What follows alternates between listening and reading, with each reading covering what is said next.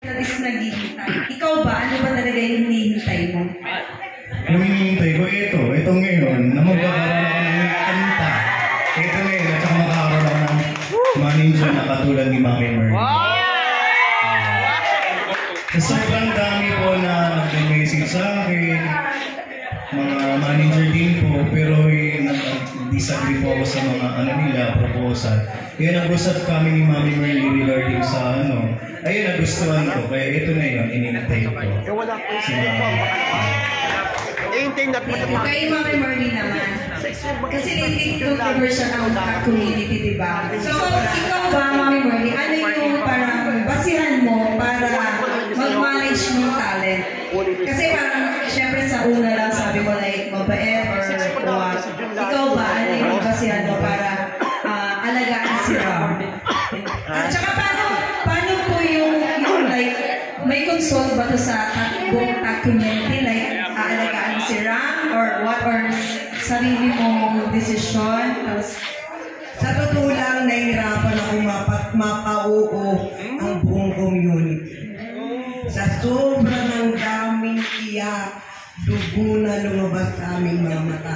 Sa daming pinagdaanan ng community, sa dami kong inalagaan. Kaya sobrang nagpapasalamat kay God dahil ang buong community sobrang mahal na mahal. Sobra. Ano ba yung sabi nila, Mami? Dobling iyak sila.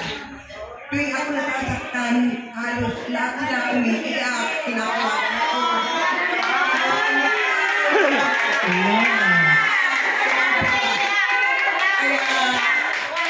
Nung umalis yung huli, sabi nila, Mami, tama ng pag-iyak.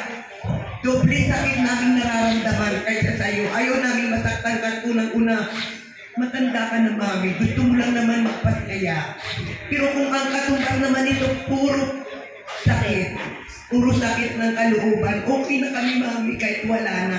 Magiging masaya ka lang, mag-charity na lang tayo, Mami. Nakilala ko si Ram Castillo.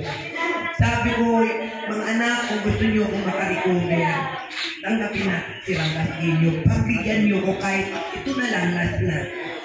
Ayaw pa rin nila dahil, Mami, baka masaktan ka lang, Mami. Di natin lalo kilala yan. Kung taga saan yan.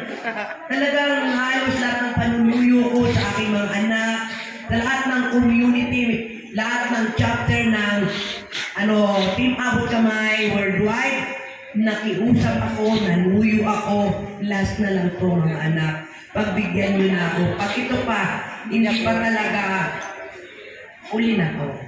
Sige, Mami, pagbibigyan ka namin. Pero